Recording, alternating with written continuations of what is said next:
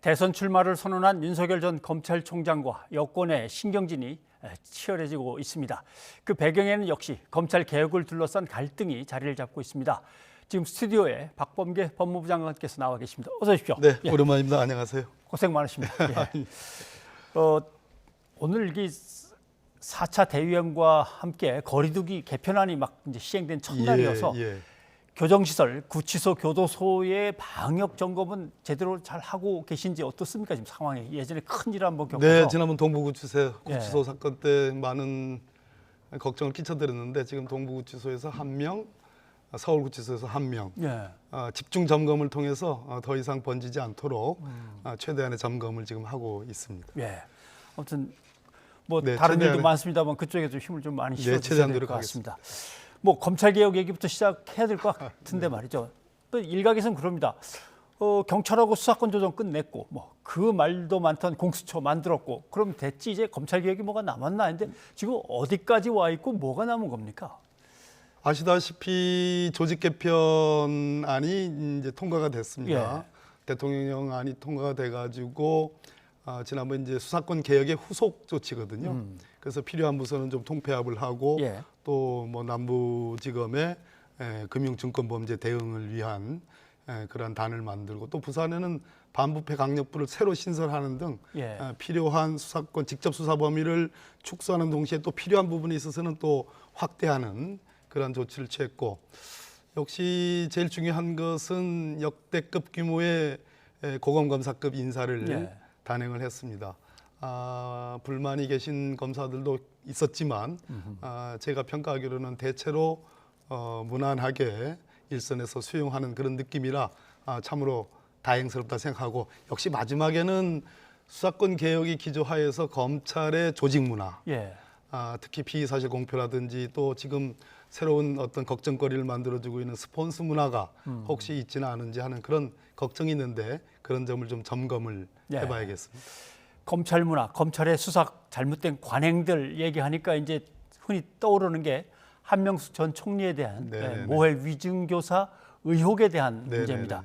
물론 이제 합동 감찰도 벌이고 뭔가 피의자들을 수시로 불러서 뭔가 이렇게 압박을 하고 이용해 먹었던 거 아니냐 이런 이제 의혹이 많이 있었기 때문에 합동 감찰 결과는 이제 곧 나오는 거죠. 오늘이 이제 월요일이고요. 월요일. 내일 이제 국무회의가 있고 제가 예고하기는 수요일 혹은 목요일 날 한 4달간의 법무부와 대검의 합동 감찰을 시행을 했고 그 실증적 데이터를 기반으로 해서 합동 감찰 결과를 발표하겠다 이렇게 예고는 하고 있습니다. 그러면 이 문제에 대한 합동 감찰이나 개선이라는 건 어떤 의미가 있는 겁니까? 뭐 이제 과거에 우리 특수부라든지 공안부 또는 강력부와 같은 직접 수사 부서에서 특히 특수부 수사 문화와 관련해서 크게 걱정됐던 부분은 소위 이제 어떤 짜맞추기 수사라든지 또는 뭐 여론을 빌미로 한 어떤 표적 수사라든지 또 수사의 여러 가지 진행하는 방법에 있어서 특히 한명숙 전 총리와 관련돼서는 재소자들에 대해서 일정한 회유 내지는 어떤 뭐가 있었지 않았느냐 그런 의심들이 있었는데 그런 부분들을 집중적으로 봐왔고요. 이것은 뭐 누군가를 징계하거나 벌하기 위한 그런 차원이 아니고 일종의 이제 제도 개선을 또 조직 문화 개선을 꾀하는 어떤 발판을 만들겠다 하는 그런 차원이고요. 또 다른 하나는 쭉 한번 분석을 해보니까 소위 이제 수원 사건이랄까 또는 대전 사건 같은 경우에 있어서 그 전체적인 피의 사실 공포량, 공표량을 한번 보니까 참 많은 횟수입니다. 그런 것들을 기초로 해서 향후에 뭐 네 편, 내 편 가르기, 편 가르기가 아니라 우리 검사들이 특히 직접 수사를 담당하는 검사들이 따라야 될 어떤 매뉴얼, 공표와 관련된 매뉴얼을 좀 발표하는 그렇게 지금 예상을 준비를 하고 있습니다. 뭐 검찰에게 나름대로 직접 수사할 수 있는 길을 열어준다면서 직접 수사하는 검찰들을 너무 압박하는 거 아니냐 뭐 그런 얘기도 나올 수 있는데요. 그래도 이제는 문화 자체가 직접 수사의 범위도 줄어들었지만 지금 경찰에 대한 사법경찰관에 대한 소위 인권 보호 또는 사법 통제 또는 유기적인 수사 협력, 제도 개선 뭐 이런 것 등을 하기 위해서는 검사 스스로가 일종의 현대 사법 국가가 지녀야 될 기본적인 표준 모델, 예.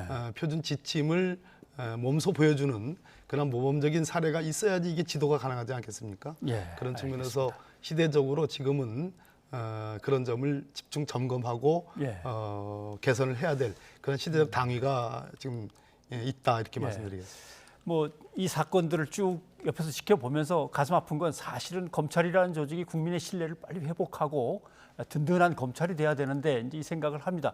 그런데 이제 이거야 뭐 좀 약간 정치적인 여러 가지가 예, 얽혔다고 치지만 스폰서 문제라든가 네네. 어떤 향응을 받고 네. 하는 이런 문제는 뭐 국민들로서는 도저히 뭐 받아들이기가 어려운 납득하기 문제니까 어렵죠. 이거에 네. 대해서 대책을 마련하겠다 하셨는데 지금 어떻게 진행이 되는 겁니까? 지금 이제 저희 감찰관실이 지난 이번 합동감찰을 통해서 여러 가지 역량 등을 제가 이제 검증을 해보니까 예. 상당합니다. 실력이 빵빵합니다 한마디로. 예. 거기 이제 이문정 감찰 담당관도 이제 조인을 했고, 그래서 이 스폰서 문화라고 지금 이제 그 가짜 수산업자로 불거진 그러한 어떤 향응 문화 소개시켜주고 소개를 받는 그러한 잘못된 문화가 있는데 과거에 스폰서 검사라고 다 공교롭게 세 사람 다 준자로 이름이 끝납니다. 무슨 중 무슨 중 예. 무슨 중. 그중에 공수처가 지금 일부 수사 제기를 하겠다고 하는 그런 공표도 있었습니다만 그러한 문화의 이런 검사들이 대부분 직접 수사를 담당했던 검사들이거든요. 예. 그런 문화가 여전히 꺼지지 않고 없어지지 않고 그대로 잔존하는 것인지 아니면 지금 수사를 받고 있는 이 검사의 하나는 특수한 것인지라는 것을 지금 우리 감찰관실에서 아주 체계적인 계획을 세워가지고 감찰에 지금 돌입을 한 상태입니다. 알겠습니다. 뭐 그것도 결과 나오면 이제 뭐 공개적으로 발표하실 시간이 거고요. 좀 가지 않을까 싶습니다. 예, 알겠습니다. 윤석열 전 검찰총장 얘기를 좀 해봐야겠습니다. 어떻게 보면 법무부 소관을 이제 떠난 분이긴 한데 보면은 야, 이거 뭐 둘이 동반 사퇴하라고 추미애 장관과의 동반 사퇴를 은근히 압박하더라 이런 얘기도 꺼내면서 현 정부에 대해서 이제 매섭게 칼을 겨누고 있습니다. 혹시 동반 사퇴 얘기는 법무부에 자료가 있는 건지는 모르겠습니다. 들여다보시거나 들으신 게 있으십니까? 진짜 말 그대로 금시초문이고요. 예. 제가 지금 윤석열 전 총장께서 언급했던 그 시점 전후로 해서 제가 2월 1일부터 법무부 장관직을 수행을 했으니까 예. 적어도 청와대 대통령, 청와대 그리고 총장과의 관계에서의 어떤 공식성이라는 측면에서는 저를 제외하고는 아마 얘기할 수 없는 그 상황과 조건 아니겠습니까? 예. 그런데 저는 그런 동반사태론을 처음 들은 얘기고요. 이왕 뭐 뜻을 세웠으니까 뭐 열심히 하시는데 과거에 너무 그렇게 과거지사를 그렇게 말씀하시는 것이 어떤가 하는 그런 생각이 듭니다. 그렇습니까? 미래의 어떤 우리 국가 비전을 얘기만 해도 지금 시간이 부족할 판인데. 그런데 아무튼 뭐 정치적인 논란이 컸던 그 자리에서 자기가 왜 물러났는지 이제 아마 국민들한테 설명을 자꾸 하려고 그러는 것 같은데 네네네. 그 중에는 인사 문제도 있습니다. 예를 들면 2020년 1월달 겨울에 추미애 장관이 마음대로 인사를 하고 검찰총장 제껴놓고 8월인가 7월 여름 인사 때도 자기가 또 다 마음대로 하고 그래서 이제 그만 이제 장관이 이제 떠나고 나서 자기가 청와대 신현수 민정수석하고 잘 맞춰가는데 박범계 장관이 맨 처음에 안 그럴 것 같더니 갑자기 들어와서 또 한번 확 휘젓고 마음대로 하더라. 뭐 이런 얘기 같습니다. 근데 뭐 그건 좀 여러 가지 문제가 있습니다만 민정수석하고 검찰총장이 만나서 인사 문제를 논의하는 게 맞긴 맞습니까? 공식적인 여서는 안 되죠. 뭐 만난 사례가 과거에 있었는지는 모르겠습니다만은 예. 그렇게 하면 제가 배운 법률 지식으로는 그렇게 하면 안 되는 걸로 알고 있는데요. 예, 장관 제청으로 대통령이 한다. 검찰총장의 의견을 들어서 법무부 장관이 이렇게 됐으니까 이 의견을 얘기하고 싶으면 장관님을 만나서 얘기를 했어야 될것 같아요. 저하고 2번 만났죠. 예. 3번 만났습니다. 그러니까 3번. 인사 오셨고 인사 관련돼서 2번을 만났는데 아마 지금 윤석열 전 총장께서 이번에 3월 달에 당신이 총장을 사직한 이유를 설명하면서 3개의 키워드가 있는데 예.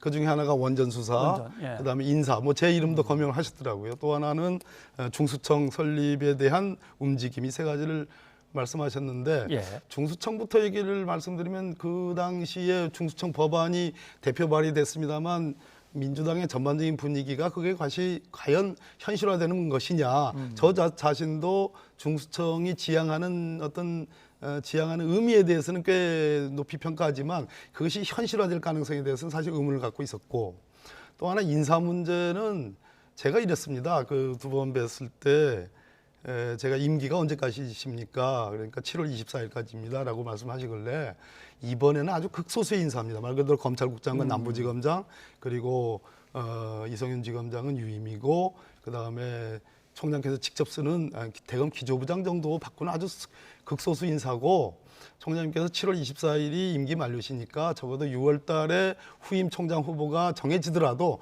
공식 총장은 총장님이시니까 예. 그때 대규모로 정말 의견을 충분히 듣고 반영을 하겠다, 이런 말씀을 제가 드렸고, 원전 수사 말씀하시는데 그 부분은 공식 창구했던 저 법무장관과 우리 윤석열 총장 사이에서 원전 수사에 관한 원자도 안 꺼냈던 얘기들입니다. 그래서 저는 그런 세 가지 키워드를 말씀하시면서 3월 달에 검찰을 떠난 이유를 말씀하는 것에 대해서는 제가 느꼈던 그러한 분위기하고는 좀 맞지 않다 하는 생각을 가지고. 아무튼 대선 행보에 대해서는 지켜보시면서 어떤 생각이 드십니까? 아니 우리나라 헌법상에 그런 특별한 제한과 자격 제한이 없는데요. 네.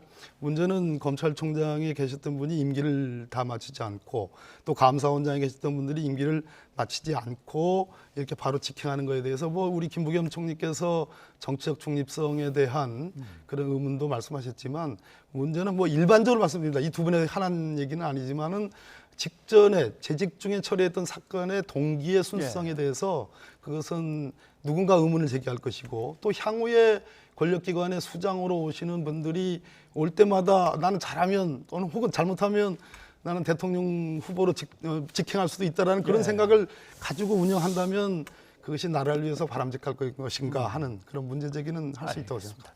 근데 윤석열 전 검찰총장은 말씀하신 대로 그렇게 떠났지만 사실은 검찰에 또는 사법계에 숙제가 남아 있습니다. 예를 들면 측근에 대한 수사라든가 그다음에 가족에 대한 수사들, 또 본인 것도 물론 있습니다만, 이런 건들에 대해서 검찰총장으로서의 수사 지휘는 좀 배제시켜 놨었거든요. 자, 이제 바뀌었으면은 이제 옷을 벗고 나가셨으니까 검찰총장의 수사 지휘권을 다시 부활시킵니까? 어떻게 됩니까? 당초에 그 수사 배제, 총장이 직접 지휘에 대한 수사 배제를 한 것이 서울중앙지검장에 대한 수사의 자율성과 책임성이라는 측면에서 이제 배제를 한 거고, 그것은 특별히 윤석열 총장이기 때문에 반드시 거기에 한해서만 그런 것이다라는 것은 아니고요. 그런 측면에서 현재 김호수 총장께서도 서울중앙지검장에 의한 수사의 자율성을 인정한다라는 그런 취지로 제가 알고 있습니다. 그러나 향후에 경과를 봐서 새로운 문제 제기가 되고 그랬을 때는 합리적인 어떤 조정이나 합리적인 논의가 저는 가능하다고 생각을 합니다. 지난번에 잠깐 언급을 하셨다고 이제 전달이 됐습니다만은, 특히 이제 공소장 유출이라든가 피의 사실의 공표 이런 문제들이 항상 검찰이 뭔가 이렇게 슬슬 정보를 갖다가 빼면서 흘려주면서 이용하는 거 아니냐라고 했을 때, 그중에 이성윤 서울중앙지검장의 이제 공소장이 유출된 문제가 있었습니다. 근데 이런 것들 조사하라 그러면 어떤 거는 되게 빨리 조사해오고 어떤 건 되게 늦게 조사해오고 불만이 있으신 것처럼 언급이 됐는데. 예, 불만이 있습니다. 불만이 있고 여러 차례 강조를 드렸고, 우리 김호수 총장께도 그 부분은 첫째, 지금 현재 킥스라는 형사사법 절차 시스템이 있는데 그 부분을 검사들에게 지금 공개가 되어 있습니다. 공개해서 검사들이 자신이 수사를 하는 데서 일종의 참고 자료로 삼겠다는 것이야 이해되는데, 그것을 클릭해서 접근해서 참고 자료를 넘어서서 바깥으로 언론에 그것을 공개해서 유출하는 것은 그 법 자체가 형사사법 절차 전자와 촉진법이라는 게 있습니다. 그것을 정면으로 위반하는 거거든요. 그런 측면에서 왜 그 감찰이 대검에서 신속하게 진행이 되고 있지 않은지에 대한 장관으로서의 불만이 있습니다. 그래서 이 방송 보시면 좀 진행을 얼른 하시는 게 좋겠다는 그런 말씀을 올립니다. 알겠습니다. 그리고 이제 검사가 비위를 저질렀을 때 검사를 수사를 어떻게 할 거냐에 대해서 검찰하고 공수처하고 약간의 의견 갈등이 있는가 싶더니 점점 갈등이 커지는 것 같습니다. 그래서 공수처 입장에서는 정한대원 법무부 장관 찾아뵙고 아무튼 논의를 해야겠다. 뭐 이렇게 나오는 것 같던데 이걸 어떻게 조정해야 됩니까? 기본적으로 공수처의 탄생 배경이라는 것이 검찰 내에서 감찰이 제대로 돌아가고 예. 혹은 법무부 감찰에 의해서 사후적 통제가 잘 돌아가면 원래 의미의 공수처가 필요 없을는지도 모르겠습니다. 그러나 그렇지 않았기 때문에 소위 제19 감사기라는 폐해가 있었고 예. 그 스폰서 문화가 지금도 있는 거 아니냐는 의혹을 받을 정도니까 공수처에 의한 그 법률상의 어떤 요구들이라는 것은 사실은 정당한 측면이 있습니다. 그러나 네. 공수처의 수사 인력이라는 게 25명, 다 채우지도 못한 상태죠. 예. 검사들이 수사 인력이. 그런 상태에서 모든 사건을 다 가져가서 다 우리가 하겠다. 아니면 수사는 다 저기서 하고 판단만 우리가 하겠다라는 것은 또 무리한 주장이기도 합니다. 그런 측면에서 최종적으로 공수처와 검찰과 경찰 사이에 합리적인 조정이 되면 다행인데 예. 조정이 안 되면 결국은 법령을 개정해야 되는 네. 방법밖에 없지 않느냐 하는 생각도 가져봅니다.